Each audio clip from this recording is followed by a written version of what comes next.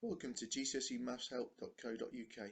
Please go to the site or use the links below in the description to go to the worksheets which go with this video, and also in the description are little time clips to be able to go to the part of the video, the topic you're struggling the most. At our site or on our channel, you'll find videos which go with all the topics at GCSE Maths with all the exam boards. Okay, I hope this has helped you.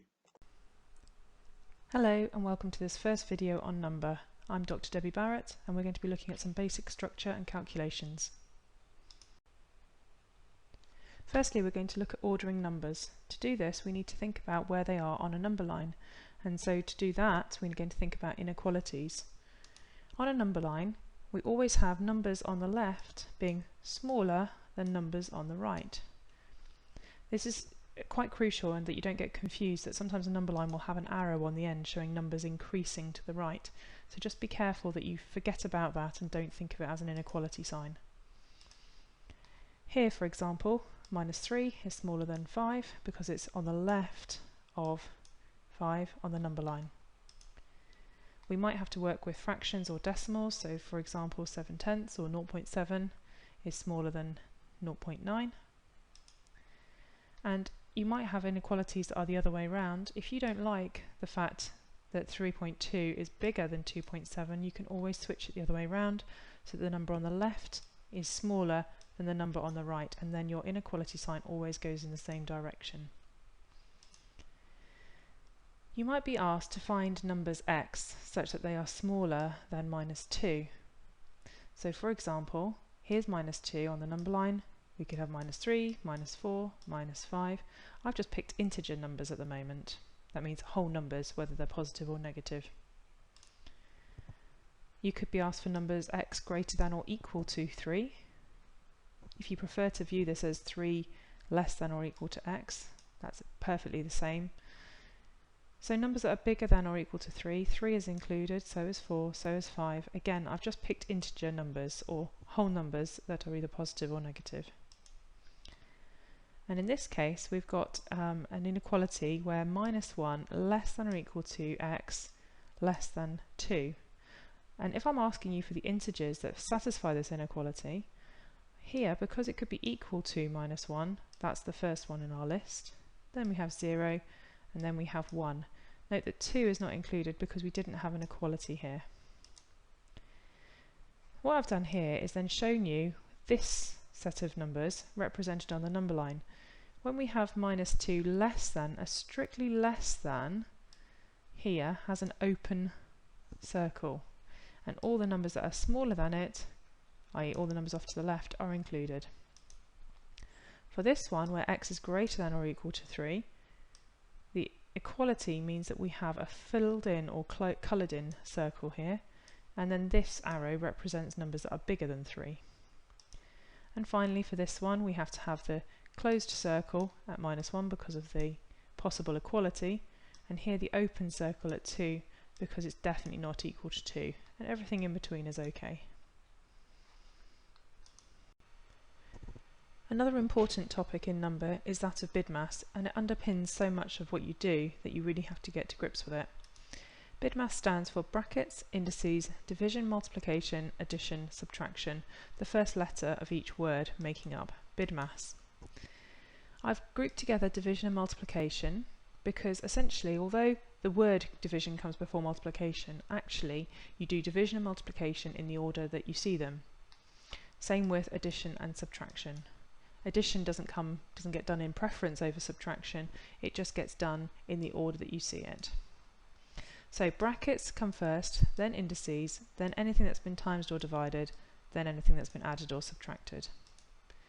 So for example, in this case we need to deal with the times before the subtract, so we get 30, and then we do the subtraction, which is -26. In this case the brackets come before the multiplication, so we have to work this out to be -1, and then we realise the answer is -6.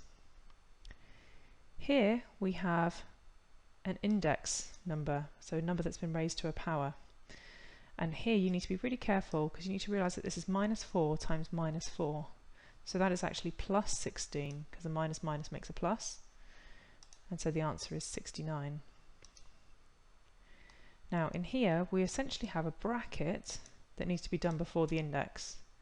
And when we look at the bracket, we have a times that needs to be done before the plus. So we have 5 plus 6, which is 11, all squared, which is 121. Here are some trickier examples. If we have a big divide sign like this, what was essentially missing is that this is like having brackets around the 7 plus 3. It means that all of that has to be done first before dividing by 2. So here the big divide sign is actually overruling the fact that we have a divide in here. If I move the position of the divide sign, then here I'm adding and here I'm dividing. So I do this division first, which is 1.5, and then I add it to 7. So notice how you get a different answer. A square root is another symbol which does a similar thing. You have to take the square root of everything inside the square root. So here you have to do that first, and in order to do it we have to do the index before we then add. So we get the 16, add it to the 9, and then take the square root.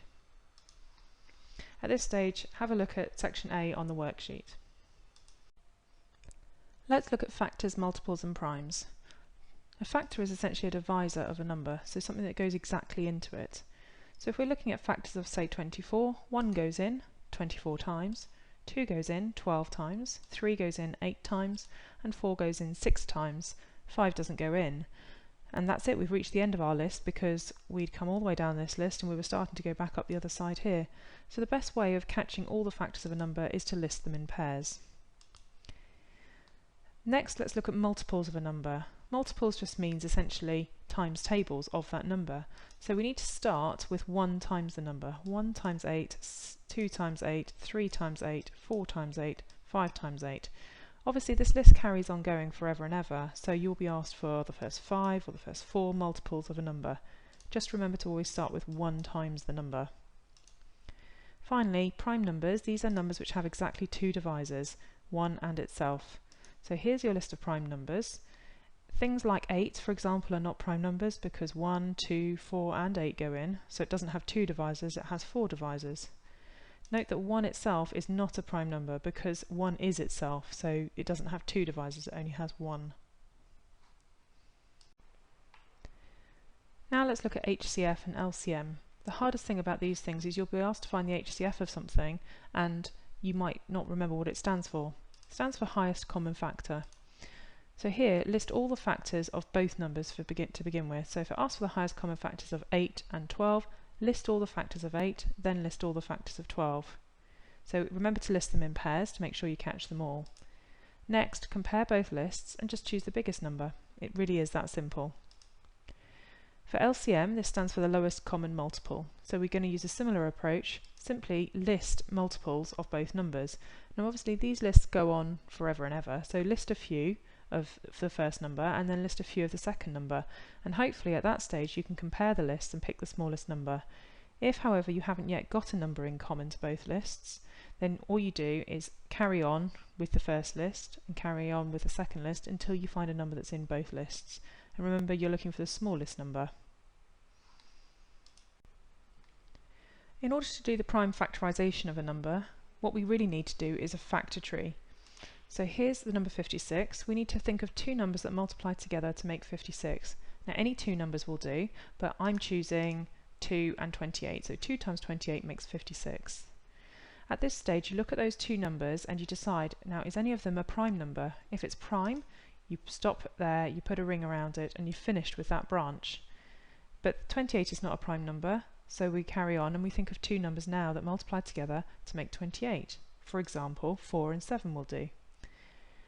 Here we again look at the numbers, decide if they're prime numbers. 4 isn't a prime number, but 7 is. So now we have to think of 2 numbers that multiply together to make 4. That's 2 and 2. They're both prime. By the time we've got to this stage where all of the numbers at the end of the branches are all circled, we can stop. And then we can pull them all together and say 56 is equal to 2 times 2 times 2 times 7. So this is how writing it as a product of prime factors. At this stage you can pause the video and go and work on section B of the worksheet. Now let's take a look at powers and roots. So 1 squared literally means 1 times by itself. So we get 1 times 1 is 1. 2 squared means 2 times by itself, so we get 2 times 2 is 4. 5 squared means 5 times by itself, so we get 25. 8 squared means 8 times 8, so we get 64. If we now look at what square roots are, square root of this number here would give you the number here that you originally started with. So when you say what's the square root of 1, you're thinking what number times by itself to give you 1, and the answer is 1. What number times by itself to give you 4, and you get 2. What number times by itself to give you 25, the answer is 5. And what number times by itself to give you 64, the answer is 8. Let's look at higher powers though, like cubes. 2 cubed means 2 times by itself 3 times. That's what the 3 indicates. How many times 2 has been multiplied by itself? 2 times 2 times 2 is 8. So the cube root of 8 means what number times by itself 3 times to make 8? And the answer is 2. 5 cubed means 5 times 5 times 5, so we get 125. So the cube root of 125 means what number times by itself 3 times to give you 125, and that's 5. 3 to the power of 4, 3 times 3 times 3 times 3 is 81. So the fourth root of 81 is 3. What number times by itself 4 times to give you 81, and that's 3. Let's now look at integer and fractional indices. So let's look at the negative powers first. If we have 4 to the minus 2, you can think of the minus as just saying 1 over, so it's giving you a reciprocal of the rest of it. So that's 1 over 4 squared, so that's 1/16. 5 to the minus 1 could be written as 1 over 5 to the power of 1, but we don't need the 1 in there because 5 to the 1 is just 5. And 1 over 81 could be written as 1 over 9 squared, so that's 9 to the minus 2. Or you might realise that it's 3 to the power of 4 gives you 81, so we have 3 to the minus 4, the minus just meaning 1 over. The rule we've been using is this rule for index laws with reciprocals, so a to the minus n is 1 over a to the n. And this is where this topic is crossing over slightly into algebra, and there'll be more of this in the algebra topics. Looking now at fractional powers, now this is very much aimed at the higher end of the paper, the A* end. A fractional power of a half literally means the square root of something. So 25 to the half is the square root of 25, which is the number 5. And in fact, if we have 1 over n as the power, it's the nth root. So for example, 27 to the 1/3 is the 3rd root, which means it's the cube root. We might have compound calculations to do. So for example, 81 to the 3/4, we need to split this into 1/4, which is the 4th root of 81, and then cubing that, which is 3 cubed is 27.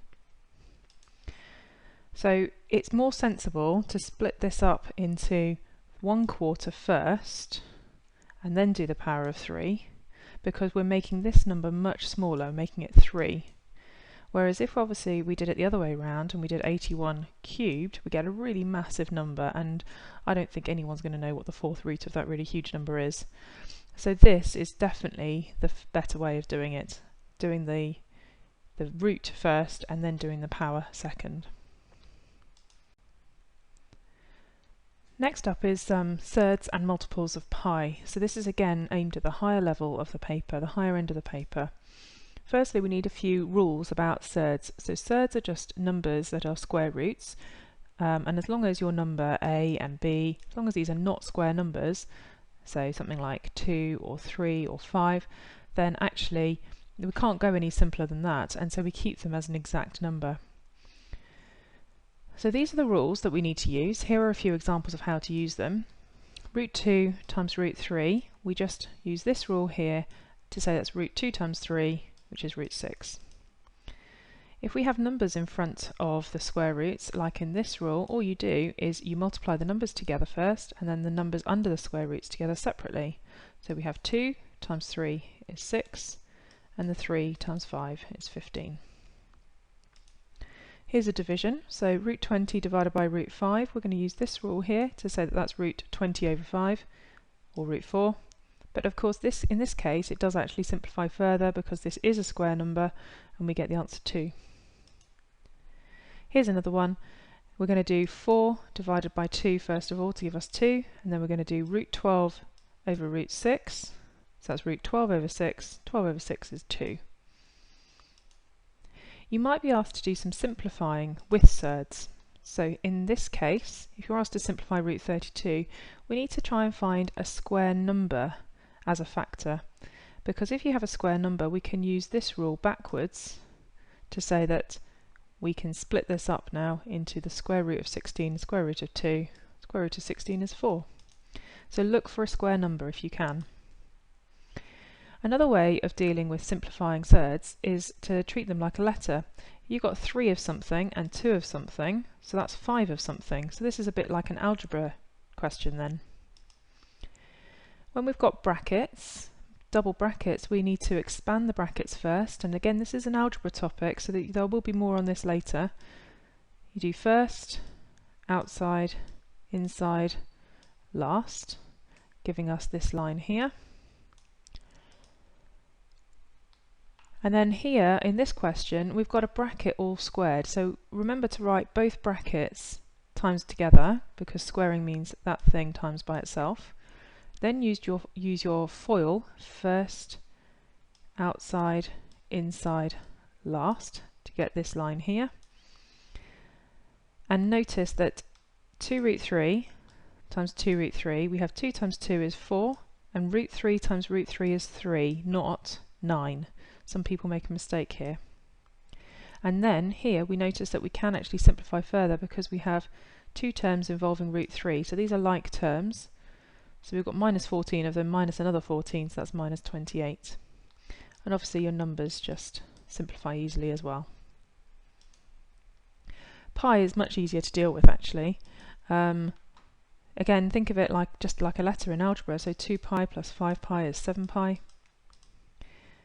If we have 4 times 3 pi, we just times the numbers together to give us the 12. If we've got 3 pi all squared, then that's 3 pi times by itself, so that's 3 times 3 for 9, and pi times pi, pi squared. And here's a division, we've got 12 pi over 2 pi, the pi's are going to cancel because you've got times pi divided by pi, so they cancel, and 12 over 2 is the same as 6. So here the key is really to think of your algebra rules. Now we need to rationalise the denominators of surds. Again, this is aimed very much at the A star end of the paper. In this case, we have a surd in the denominator, and this is an irrational number. In order to make it rational, we just need to times it by itself. So root 3 times root 3 will give us 3. This is now a rational number in the denominator. But because we've times by root 3 on the bottom, we need to times by the root 3 on the top as well, because this means overall we're timesing by 1, and so we have an equivalent fraction. There'll be more on fractions in future videos. Now we have 2 times root 3 is 2 root 3, root 3 times root 3 is just 3, and this is rationalised. In this example we do the same thing, we times by root 6 in the bottom, but we also do it in the top. The bottom becomes 6, the top combines to become root 12. And then root 12 simplifies to root 3 times root 4, and root 4 is just 2. Now we can see we've got lots of simplifying. The 3's cancel and the 2's cancel, giving us root 3 over 1 or just root 3. This section is covered in section D of the worksheet. Finally, we're going to be working on standard form. Now a number can be written in standard form if it can be written as a times 10 to the power of n, where a is between 1 and 10. Crucially, a could be equal to 1 but not equal to 10. Let's deal with large numbers first. If we've got a number like 320, what we do is we move the decimal place to be just after the 3, so it fulfills the criteria of being between 1 and 10. Then we think, what do we need to multiply this number by to give it back the 320? And since we have 100, timesing by 100 as being the same as timesing by 10 squared, we've now got it in the right form for standard form. Let's look at this one. We've moved the decimal place to being straight after the 1, so it fulfills the criteria for A. And now we just need to see, well, how many tens do we need to move it by? 1, 2, 3, 4 in order to get to the original number. Here we've got a million. We need to move the decimal place 1, 2, 3, 4, 5, 6 times. And here we're going to move the decimal place 9 times. For small numbers, we need to understand what it means to be a negative power, like we were talking about earlier. So if we have times 10 to the minus 1, that's the same as times 1 over 10 to the power of 1, because it's a reciprocal when you have a negative power. And timesing by a tenth is the same as dividing by 10. We can extend this to any power though. 10 to the minus n is times 1 over 10 to the n, or divided by 10 to the n. So here we're moving it 1, 2, 3 places, which means we want to divide 6.9 by 1000, or 10 cubed. Because we want to divide by 1000 or 10 cubed, that's the same as timesing by 10 to the minus 3. And here you can see the decimal place being moved 7 times, so that we can write 0.000001 in a much more easy to read format. That's the end of this video. Thank you for listening, and I hope you'll tune in for another video soon. Don't forget to finish the worksheet by looking at section E. I hope this video was of use to you. Remember, you go to our site below at GCSEmathshelp.co.uk. You'll find video clips and worksheets for all of your GCSE maths to help you with. All of this is free for you, but if you could just please let the advert, which is about to follow, run, okay, that'd be much appreciated. Thank you.